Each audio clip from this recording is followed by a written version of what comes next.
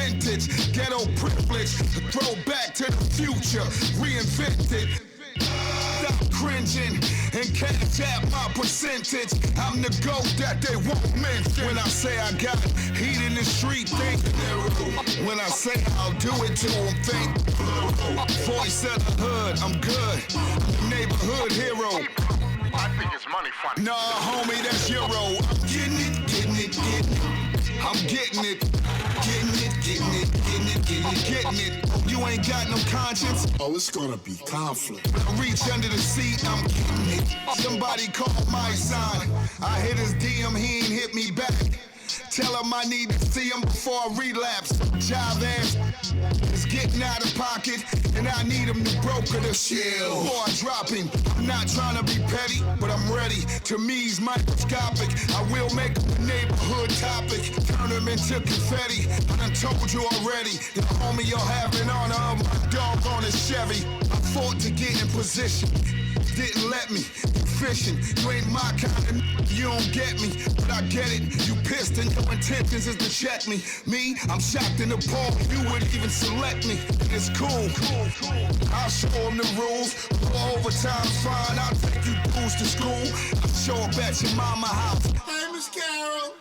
Open your mouth, bitch, deep throat. When I say I got heat in the street, think. When I say I'll do it to them, think. Voice of the hood, I'm good. I'm the neighborhood hero. I think it's money funny. Nah, homie, that's Euro. I'm getting it, getting it, getting it. I'm getting it. Getting it, getting it, getting it, getting it, getting it. You ain't got no conscience. Oh, it's gonna be conflict. When I reach under the seat, I'm getting it. It was $35,000 cash. No, I get one. $35,000 plus one, right? The one I gave. No, you give me six, though, right? That was one. The one was six, and the 35,000 plus one plus six and seven. $35,000 and seven, right? Can you buy that? When I reach under the seat, I'm getting it.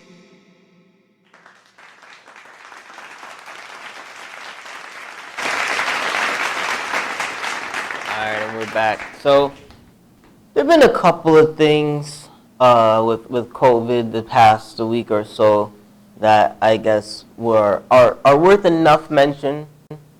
The first being that Kenny Copeland has cured COVID-19 by using the wind of God. I don't know. You gotta check out the Will's Review page on Facebook to see the video. But this man literally came on stage last Sunday and blew the wind of God and said that he has blown COVID-19 away and it will never come back because he used the wind of God. Now, you see, today is Easter. So I thought that maybe the messenger of the Lord would maybe talk about that. Instead, he's trying to blow away COVID. I would love to see you come to my hospital and blow away all the COVID in the building because we tired of it being around. So if you are another one of these televangelists who may have the power to blow the wind of God, please come to all of New York City hospitals and just blow real quick. Just blow. Please. We need gone. We need out the state. Thank you. Do the Lord's work. Please. Right. Now, supposedly, this is something that I found interesting. The number of black and brown people who have gotten COVID is way more than white people. And then this is what the news has reported. I, however, call shenanigans. Simply, I literally started going around to people, right? And I started asking everyone I know, hey, do you know anybody who caught COVID? Do you know anybody who caught COVID? Do you know anybody got caught COVID? Now, I heard from 3 of my minority friends that they had lost someone to COVID, and no one else knew anybody who actually got it, whether or not they died of it, but just got it. Couple of the white people I asked, though, oh yeah, I had this person with it, and this person with this, and this person, someone's in the hospital right now. And they're like, wait a second, how does these numbers add up if I have way more minority friends, and 3 people passed, 3 people did pass, sorry for your losses, but all the white people I knew seemed to know somebody or have somebody who either died or had COVID. So how do these numbers make any sense? Well, I said it on Speak Out on Friday. The thing is, they're saying New York City. New York City is the 5 boroughs. Right. We dominate 3.5 boroughs. So obviously, we're going to have more numbers because we dominate 3.5 boroughs of them. Well, I mean, if that even with that, Yeah. how could I not find people who seem to at least know somebody? Like, the numbers just don't add up, period. Yeah. But you got to remember, it's a whole big conspiracy. The more number and the more higher that deaths or even people that have it, the more closer they're getting to the extra 60 billion to be in New York City. True. So True. They need something to tell President Trump, hey, I need the 60 billion extra. Well, frankly, if that's the case, I mean, I want to put the conspiracy out there. I think they just don't want people to know that melanin helps protect you. They want to make it seem like black is still wrong. It's definitely the way to be right now because we ain't really catching this like that. I'm sorry. I don't see that many. I know people that so-called that their doctor says they have it, but no one died of it. And they're all my Latin friends. Like some of them are Latin friends that I see on Facebook that they say, my doctor says I have it to stay home for 14 days. I don't know if they're looking for the pity or they telling the doctor's lying. But they didn't die. That's all I'm saying, bro. So I don't know. So I don't know. I think that's some funny numbers. And that's coming from the blue media, so, can't blame Trump on that one. They probably just saying the black and brown people are dying from COVID when they're really dying from like shots or something. Probably that might be it too. Maybe them trying to give them some sort of flu shot, something. But yeah, then another random thing that I heard was that cats are more susceptible to catching COVID than dogs, right? And you know what? At first I'm like, yo, who the hell even cares? Like, who's really talking? But this city is full of pet owners. It is full of pet owners. So you know what? I'll speak on this. It makes no sense. How are cats more susceptible to catching this, right? When they're less likely to even go outside. They're less likely to be sniffing the floors outside. They're less likely to be around other human beings. In all honesty, I get the whole idea, cats have a system built more like the humans where they can physically catch the disease more. Okay, but frankly, if a cat is catching COVID, it's because their human gave it to them. The dog, you have to walk outside. Now, that dog's going to go sniffing the floor, sniffing the hydrant, sniffing the trees. Keep your damn dogs inside. This is clearly why cats are superior, because they can just poop in the house and then you throw it out. The dog's going to take you outside. Now, you have to go outside with this damn thing. You train your dogs to use a box. Train them to poop on the toilet. But keep them the hell off the trains. Somebody brought a damn dog on the train. Seriously? And it wasn't a service dog, right? It wasn't a service animal. It was some chick on the train. Now, here's my other thing about that in the first place. Besides right now being right now and your dog just being like the type to play in dirt and crap and you want to bring that around people, but you don't know who's allergic to animals. You don't know who has allergies. So for you to bring that animal in an enclosed space amongst a whole bunch of strangers, you don't know how that can affect people. I think that's just wrong. I think there needs to be a law. A cop walked on the train and the cop looked nervous around the dog too. And I'm like, and you're not going to say something to her? Like, yeah, but the dogs, they say cleaner, like their saliva or something. Dogs like that. aren't cleaner than cats. Yeah, but that doesn't mean that you can't get it from them. Right. I don't know how it is, but all that matter, leave the virus out of it. You don't know who's allergic, like you said. Like, that's what I'm saying. Like, you can bring your dog right next to me, and I'm like, right? What? I swear to God, and you've seen the video. Who the hell? I'm on the train playing my game. Next thing I know, they're freaking 2 parrots outside, like on a bird, not in the cage, on the cage, going back and forth with each other right next to me. I'm like, what the hell is this? And this person just put the damn thing right next to me like I was cool with it. Like, what's wrong with you people? Keep your animals at home. If you're traveling with an animal, take the animal in a cab. And frankly, leave your damn animals at home. You don't need them going every goddamn where. I'm sorry. They don't want to be home alone. That's unfortunate. They didn't ask to be with you in the first place. They're supposed to be in the damn wild with their own cousins. Yeah, that's what I said. Like, damn. I feel it's so inconsiderate of people, especially when you have a cat or a dog. And really, this goes out to dog owners because most people aren't taking their cats on the train unless it is for the vet. Right? And you know what? Understandably, when they travel with the cat is in the box and whatever, and you can face the box whatever direction. Keep it away from people as much as possible. But people just take their dogs out because they're like, I love my dog. Stupid idiots! Not everybody loves dogs in the first place, right? People don't like more than cats. People are afraid of dogs. Some people don't like cats. Some people are afraid of dogs. It is a fear, a phobia. Then other people are allergic to your damn dogs. But remember, they have teeth, but they don't bite. All I know is if a dog bites me, that dog will die and the owner right behind them, and the cops won't do to me. Yeah, it's crazy. Like, I see service dogs, and there's certain service dogs, I don't know if it was bred that way or it was just a coincidence, but they don't hardly have hair. Have you noticed? Like, yeah, they're hypoallergenic. Right. They're bred to be hypoallergenic. And now you're going to be bringing all these dogs with the big fur and looking like lions and all. Because I seen a Chow Chow in the train. Yeah. I was like, I know for sure no Chow Chow is no service dog. You know, I don't care what they say, emotional service dogs. There's no such thing. Get a damn teddy bear. You know what I'm saying? A stuffed animal or something.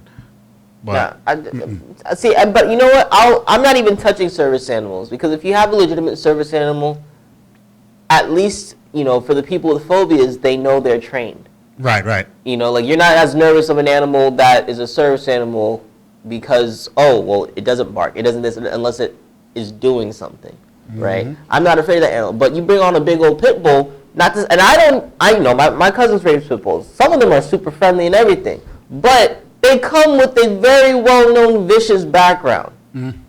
So you're going to just bring that on. You could have the sweetest pit bull in the world, but you're going to have someone freaking out for no damn reason because that pit bull should not be on public transit. Listen, bring dogs that bark like this. The little chihuahuas. Nah, don't even bring them on the damn train. They don't know when to shut up. Well, they biting your damn bottom of your pants. Oh, yeah. It's one good kick, send them flying. Sorry. It's so stupid of me when people do that. All right. Now, all right. So, Trump has been doing his thing since this whole thing started. And, of course, everyone's disappointed in him. And a lot of New Yorkers, a lot of other leaders are talking about how awesome a job Governor Cuomo's doing. But, Trump did make news this past week, breaking news on Wednesday, because he will be looking into freeing the Tiger King. So everybody, when I was here last, the Tiger King put out a plea to Donald Trump about the whole situation with Carol, right? And then over the last week or so, Trump Jr. was talking about, my father will definitely, look into this because the memes are hilarious.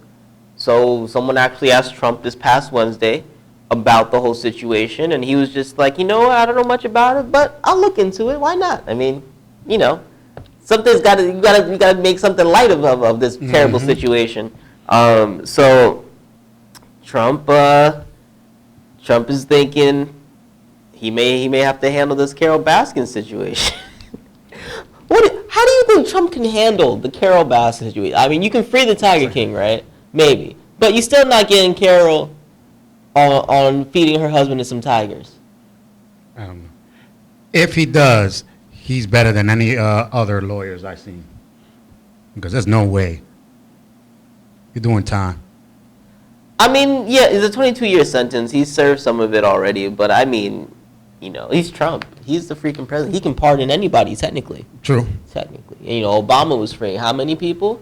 I think Obama got almost 10,000 people out by the time his 8 years were up or something like that. Like, he was trying to get a whole bunch of people off. People who were arrested for stuff in the 80s involving marijuana. But not even large amounts. The small things, yeah. Yeah. So, the Tiger King shouldn't be arrested. Trump might free him. I gotta watch that documentary. I think I'm the only one that haven't watched it yet. No, I haven't watched it either. Oh, okay. You know why I didn't watch it? Because I read the whole thing online. Like, I'm sorry, folks, but if you actually took the time to watch Tiger King, I gotta shake my head at you because the whole story is on the internet. Like, this is one of those things. That's why I was like, but I thought they was like maybe different. But I keep hearing the same thing. No, it's the exact same stuff. I think the only thing that's different is that you get to see the images in the documentary. But guess what? Google image gay Tiger King moments, and I bet you it all pops up. And now more than ever. Yeah, right? So, I mean, I love the memes, don't get me wrong, but frankly, I'm not going to sit there and watch a documentary that's this ridiculous, first off. Like, really, who cares about some dude getting locked up over tigers? I really don't care. And then at the same time, I can find all the information. Like, instead of 2 hours of my life wasted watching this bull crap, I can waste 10 minutes and just find out the exact full story. Right? And I was talking to one of my other friends about it. Because there are documentaries that I like, but most of them are about nature. Animals, space, things like that, right? Because although I can probably find the same information online, I don't really know what to look for, right? I'm not exactly going to be randomly on Google one day like, what is the world's smallest marmoset? And look up everything about it. No, I want to be watching some nature show, and then they bring up the cutest little thing in the freaking world, and you're like, oh my God, you're awesome. And weird, and there's some weird stuff. Right? So then that's when I'm going to now go like, oh, that caught my interest, and now I'm going to try and Google everything about it. Like, it puts me on to stuff. Watching something about Tiger King is like, oh, it's another one of those how to make a murderer cases. How about I just Google what happened this time around? Mm-hmm. When I'm watching For Life, right, it's the story of a man who actually did everything that he did, essentially. But what is it? Dramatized. So not everything that if you go to look up is going to happen on the show. Right now, a lot of people are waiting to see if the guy who's playing the evil lawyer who got him locked up, like if he's going to end up killing himself like the real life story, right? But now you have something comparative that can hype you up because it's a drama. So they're already doing things that aren't true to the story. That's worth watching. But some redneck who no, and I gotta say this because the people who made the movie even recently admitted that all the racist stuff that this guy talks about and says was cut out and edited just so that way you feel bad for him. So I want to remind all of you, like all you people who are happy about Ric Flair being honored by WWE, they're freaking racist. All right? So this guy locked up in jail is a racist. Ric Flair is a racist. And you know what's good with racists? When karma hits them. So I don't feel sorry for him. Even if he was unjustly arrested, he's a racist. You get what you deserve somehow, some way. Karma came and got you and smacked you across the face. Mm-hmm. All right? So you know what? Who cares if Carol Baskin got away with it? This racist went to jail. I'm happy with that. But to end this little segment on a happier note, there are a bunch of different things actually getting posted on Facebook right now as far as events. So, people are looking forward to the future. They're looking forward to warm weather and COVID being a thing of the past. Until we might perhaps have to deal with it for a month or two next year. But, I mean, they're already talking about it. Mm-hmm. But one thing I wanted to just mention, because the highlight to quarantine for a lot of people has been anime. The one thing that can compete with Netflix is Crunchyroll as far as viewership and ratings. So for all of us anime geeks, they've already announced Anime NYC for later this year to be the weekend of November 20th to the 22nd. So, for you guys, but, go on Facebook, check on some stuff. I know Fluffy just announced that he's going to be doing some comedy shows coming up. I think they're going to be, they're playing it safe with later in May. So look for some events to be popping up. We're getting through April, right? We skipped April Fools. And we're just getting through the rest of this month. We're looking forward to May. And, things may be up and running to normal status come mid-May. So, if you want to brighten up your day, make things look better, just take a look at what's coming and things that are being planned for the summer, because that's really been, a bright spot. And when I come across anything interesting, I will post it on the Will's Review fan page on Facebook. All right? We're going to go to our next commercial break. And when we come back, we got some movies, some shows, and our fans of the week. So Charles, if you could.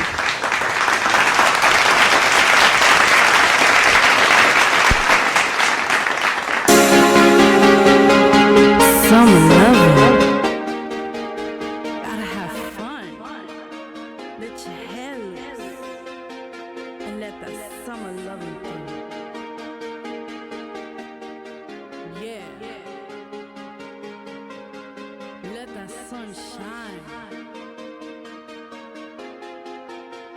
That's what I'm talking about.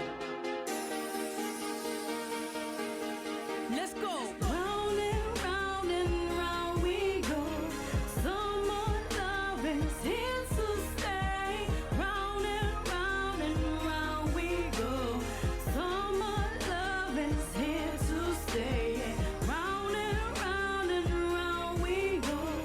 Summer love is here to stay. Round and round we go. Summer love is here to stay.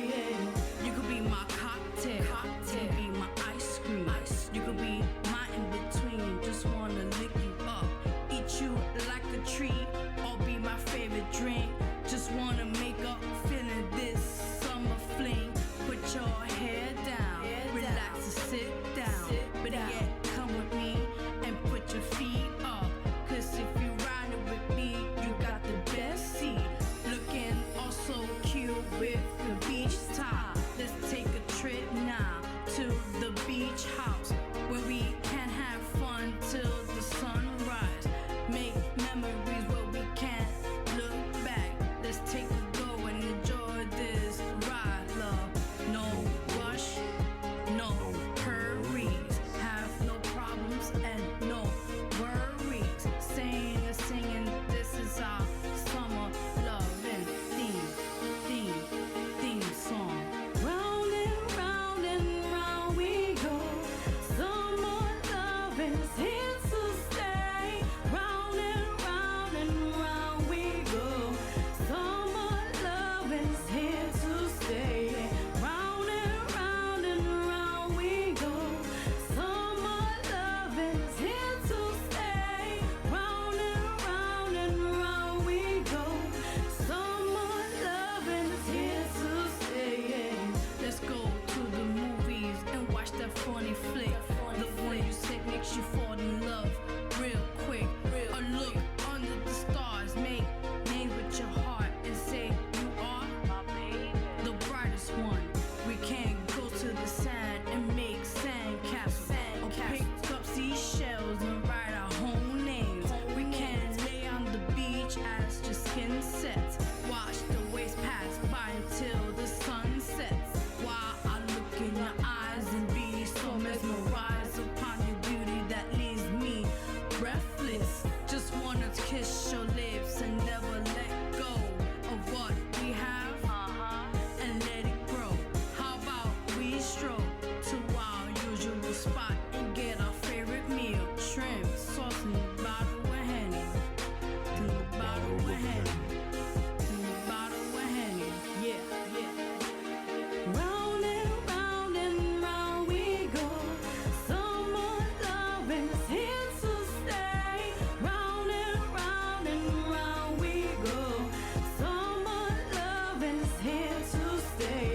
Round and round we go.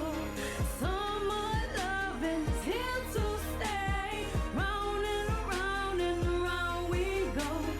Summer love is here to stay. It's hard to feel about you. You drive me crazy. Love the way your hair stands, the way your skin touches, the way you look at me. Love everything about you. Everything. Nothing I can't do. Stop loving me. Summer loving. Summer loving.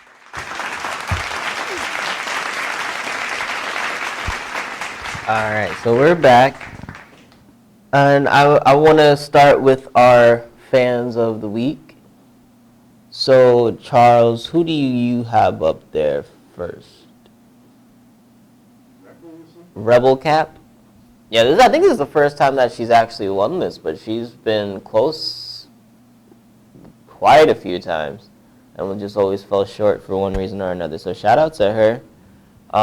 Then Action Jackson, Kevin, our friend, and I had to post his picture of a tiger because, I mean, come on. How could I not? And then last but not least, Chiefs Martinez. Did not realize this, but she's an ordained minister, it says at the end there. She posts that up. I was like, oh, well, that's new. So, all right, shout out to Chiefs because this is like her 8th time winning, I think. Probably. Consistently, yeah. She's on a lot. She her and Sharon are probably the 2 biggest female fans of the Facebook page. They're on, like, you post something, they either like it or they comment on just about everything between the 2 of them. But then last but not least is our picture of the week, which, amongst all the COVID stuff and the tiger nonsense and this, that, and the third, I think we all just need a picture of a baby sloth. I think that's it, right? Just a nice little picture of a baby sloth to just be like, oh, and for 5 seconds you don't care about anything happening in this really crazy world that we live in. So I threw that up there just to entertain you a little bit. But let's get to the point of everything, why we're all here. So first I'm going to start off with the movie of the week that should have been in theaters this week.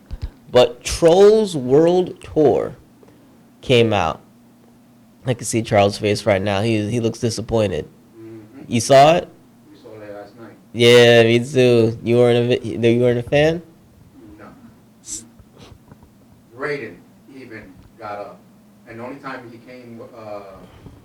came in to watch it is when they started singing. You see, here's the thing though.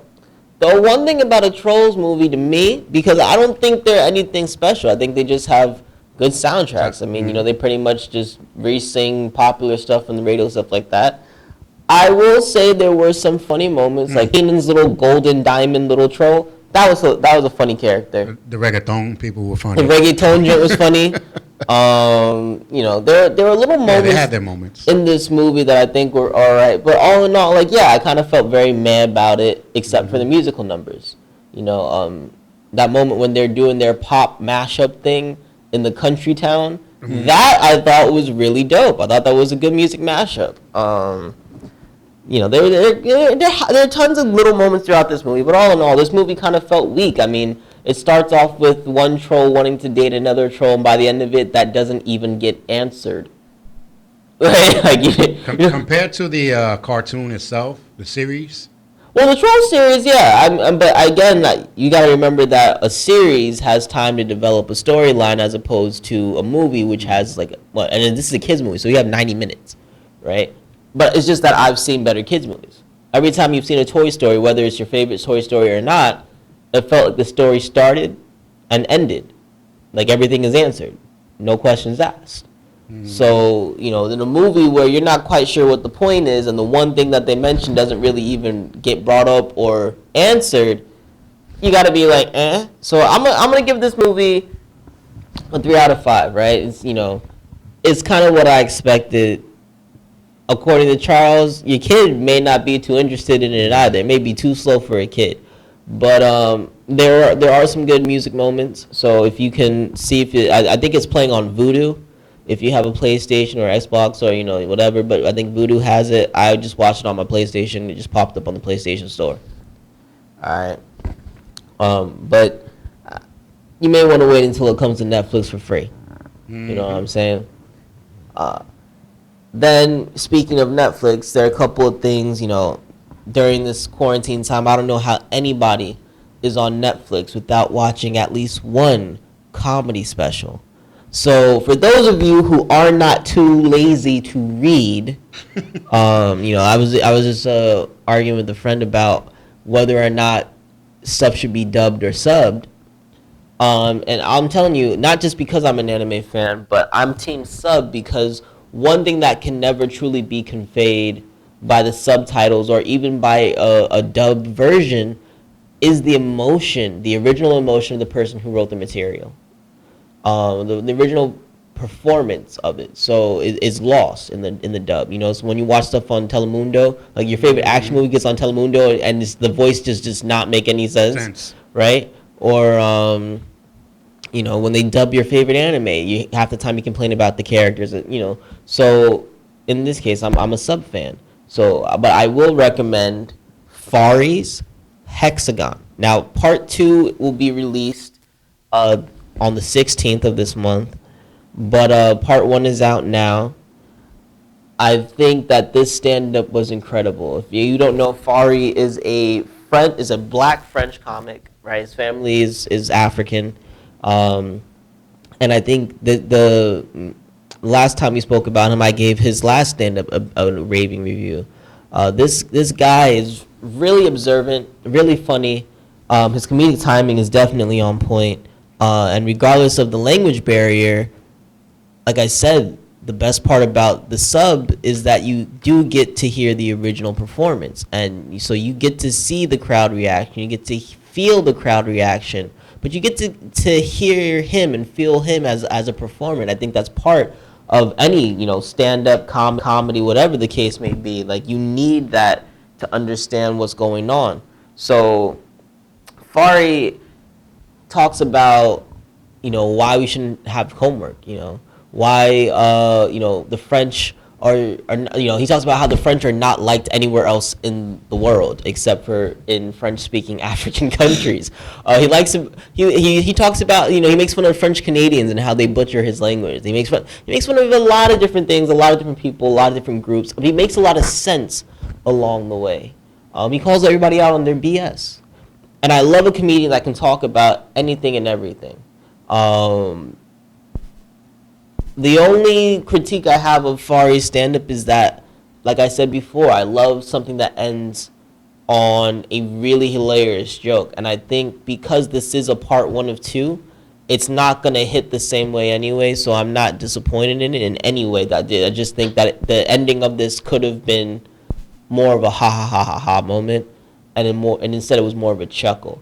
But I think at the same time, considering how he delivers his comedy in the first place, it fits. So I recommend Fari's Hexagon. Perfect score, 5 out of 5. Another stand-up thing that came out on Netflix recently is called Ladies Up. I didn't know what to expect because I try not to watch the trailers. I feel like they often give away too much on Netflix.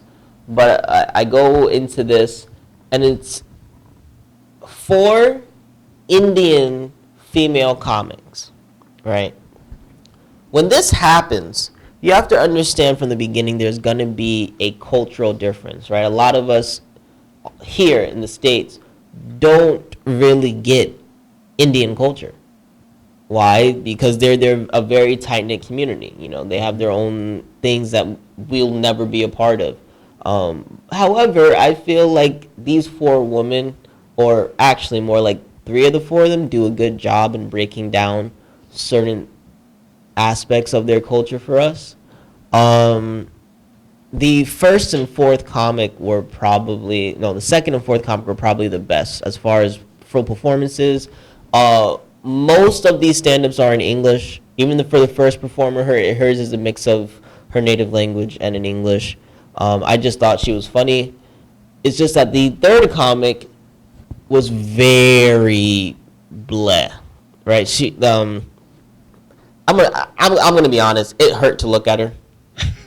She's not very attractive at all, and I don't mean like, oh, you know, she has to be attractive to be funny. No, I mean like literally, it hurt to look at her. Her face looks like it's in pain, and so it made me cringe.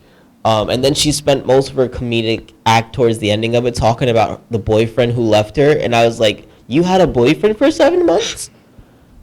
Like it just couldn't. Her material, besides that, like her material was also very like bland and really generic, and really not hit. Like that was just a waste of a comedian. The other 3 were all right.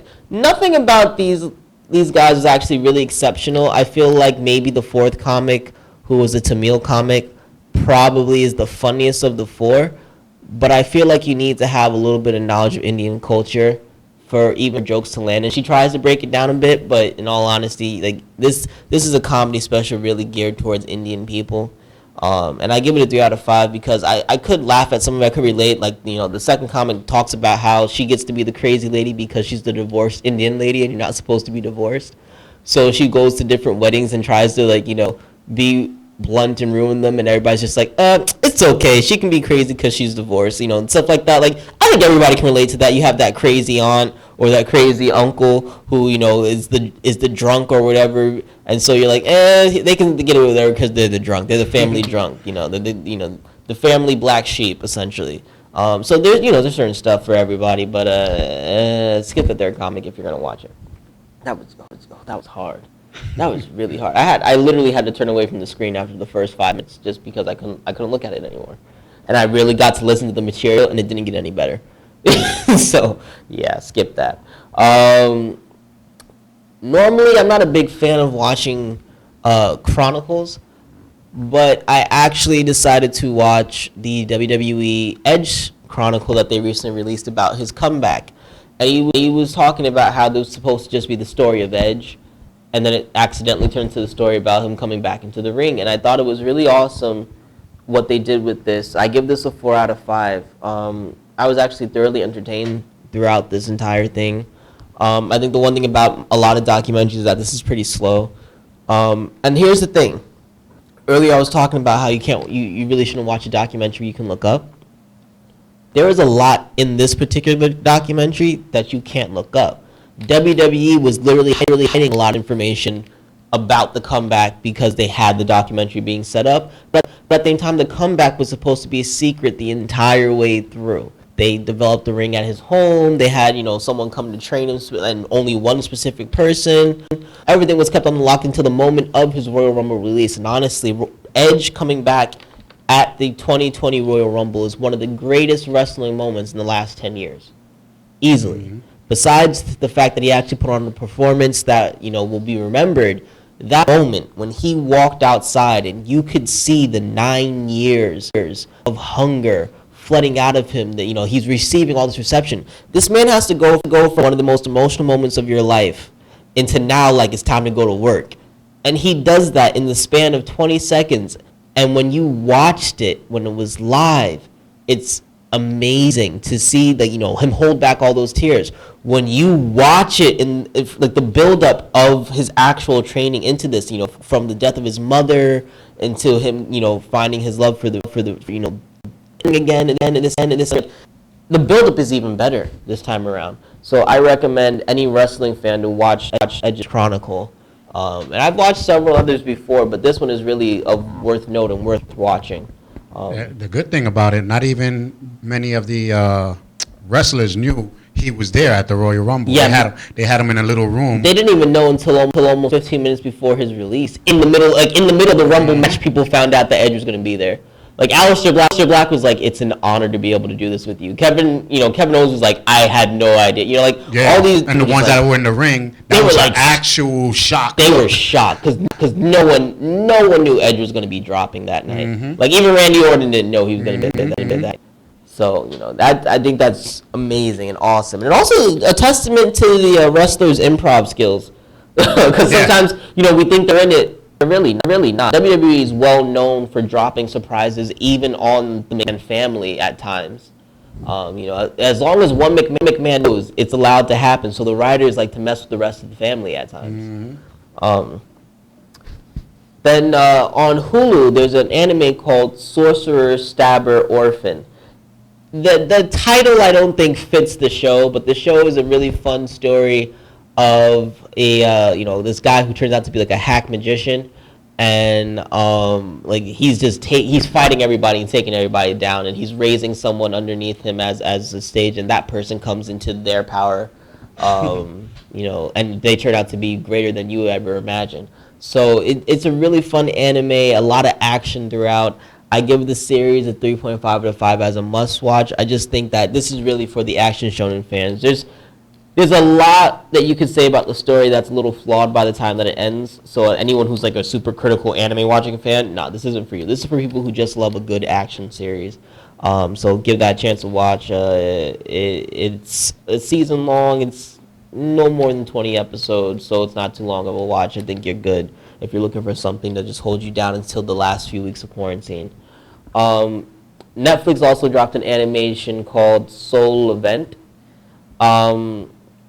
It says that it's like a little 5-minute movie thing, but the story that they give as a blurb, honestly, the anime doesn't have anything to do with it. They list this as an anime, a 5-minute movie or short. And don't get me wrong, some of the visuals are stunning. I think that if you do have 5 minutes to kind of just kill, it's a quick watch. It's worth watching. But if you read the blurb beforehand and it entices you, you're gonna be disappointed. So I gotta give this a 3 out of 5 because of that. It's a quick short. It's a bunch of beautiful animations. It's like a sorcerer fighting the environment, and it was well animated, but just not anything like what the blurb says about it at all. And the story doesn't seem to have much of a point. It's just 3 minutes of amazing visuals, because the last 2 minutes are credits. I don't know why you would make something when the credits are as long as what you actually made. That's the other thing about this that made no sense. All right. I stumbled upon a series that supposedly was made last year, but it's on a network no one really watches. WTF Baron Davis. And this is about NBA legend Baron Davis, post-NBA career. And he's trying to teach an up-and-coming YouTuber about business. It sounds really dumb, but the thing is, this show felt like it should have been an Adult Swim show. That kind of cheesy, generic, what the hell is going on kind of comedy. Baron Davis is playing like one of those really weird, it's like I'm high, but I'm not, kind of entrepreneurial leaders. And he's completely oblivious to a lot of real stuff and has a real problem with camel toe throughout the entire series. And you're like, oh, don't talk about it. No, literally, there's a whole point to it and a whole episode about it. It's really silly. He has an accompanying cast that's really ridiculous, like his cousin who's a Crip, but for some reason doesn't have a gang. I give this series a 4 out of 5. I was surprised by how much I love this. But it is very awkward. It is offbeat, so it will take a minute to get used to. That's the 4 out of 5 and not a 5 out of 5. There's a lot of comedians in there. A lot of comedians, a lot of YouTubers, even Melvin co-stars in the Camel Toe episode. So you'll see a lot of familiar faces throughout this. But it's such a really weird offshoot of a series that it took a while, but I loved it by the end of it. The Big Show, dropped the Big Show on Netflix. It's a family comedy about him raising a family. His oldest daughter just moves in with him and his new family in Florida, and adjusting to life after wrestling. It's a really simple comedy, so I gotta give it a 3 out of 5. There's nothing really exceptional about it. They definitely do run with the wrestling bit, but it's entertaining. I again do have a very, very soft spot for family comedies because I am a 90s kid. I grew up on 80s and 90s comedies growing up, so I can't say much bad about the show, but it is predictable. It's a family comedy, and he's a wrestler. If you can't put 2 and 2 together, I don't know what's wrong with you. But I was thoroughly entertained. I love the episode where you got to see Mark Henry and Mick Foley and Rikishi singing the song. Right, they're singing the Backstreet Boys song and they're eating all his food, and that was nice. That was cool. And I know Big Show was talking about it in an interview where he would love to have them on and maybe co-star individually and get other wrestlers as co-stars or special guests in every episode. On future seasons. So, hopefully y'all watch it, show love, and it gets to season 2, 3, and 4. Now, another show that had a come back is Archibald's Next Big Thing. I think this is a great show for kids. I think it's something that parents can watch with them because there is a ridiculous amount of dumb stuff that happens. And I give it a 4 out of 5. Season 2 dropped. It's about a chicken who goes on a bunch of these misadventures. Who's accompanied by a bee who doesn't really talk but talks, and it's really funny. I think it's a really funny show. I think little ones will enjoy it. There's stuff to be learned along the way, but all in all, I think the best part is that adults can get a good kick out of this. So I'd say watch that with your kids. And for the anime fans, High Score Girl dropped season 2. From the way that it ended, it looks like it's the last season. I give this a 4.5 out of 5. I think it's a really good love story. And I think it's a love story that if I can watch it, anybody can, because I hate romantic series. But this is a rom-com about gaming, and the gaming is dope, so I'm with it.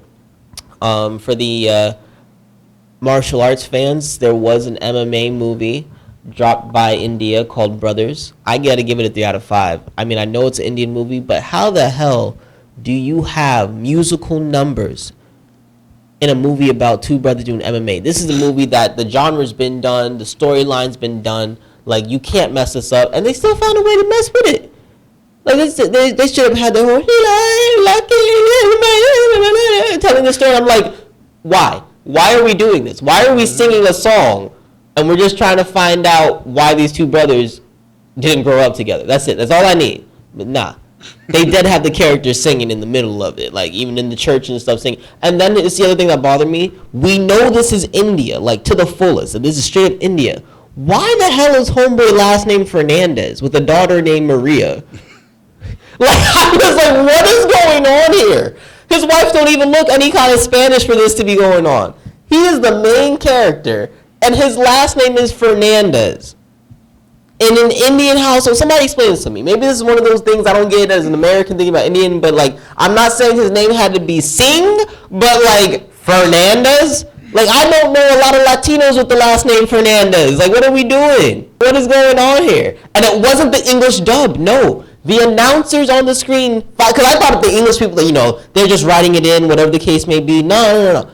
The announcers in the middle of the fight, I'm like, yes, Daniel Fernandez. Daniel Fernandez from India? Like, in India. Not an Indian guy going back to India, but like, from India. What? But the fight scenes were dope. I can't even front. The fighting was good. It was good. That's why I'm getting 3 out of 5. The fighting was good, but though I had to skip all the Bollywood songs, bro, because it made no sense. There's one song that should have been in that movie because they were trying to hype up the fights to come, so they did a promotional thing. That's it. When Mama started singing in the middle of the movie for no reason, I was tight. And that joint lasted about a good 20 minutes. Yeah. This is the Bollywood movies are like 2+ hours. That this was bro. But watch the fight scenes. YouTube the fight scenes of Brothers. Last but not least, there was a series that I dropped the trailer for a while back, featuring the Amell brothers from the CW series of Arrowverse, and it's called Code 8, and it's about a society where mutants can get registered, but they're not allowed to use their powers unless they have a permit, and it turns into these guys trying to, you know, survive in a very dire situation, using their powers to commit crimes and to save their families in the process. So check that out. I gotta give it a 3.5 out of 5. I think it's a little slow, especially with a lot of the abilities they had. This could have been a much faster movie, but it's a developed story. The ending wasn't bad.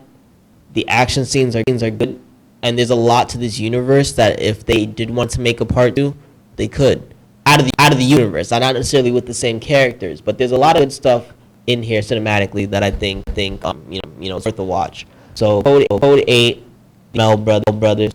I'm still mad that they cut Tomorrow People in one season. Like younger brother Darrow. I know.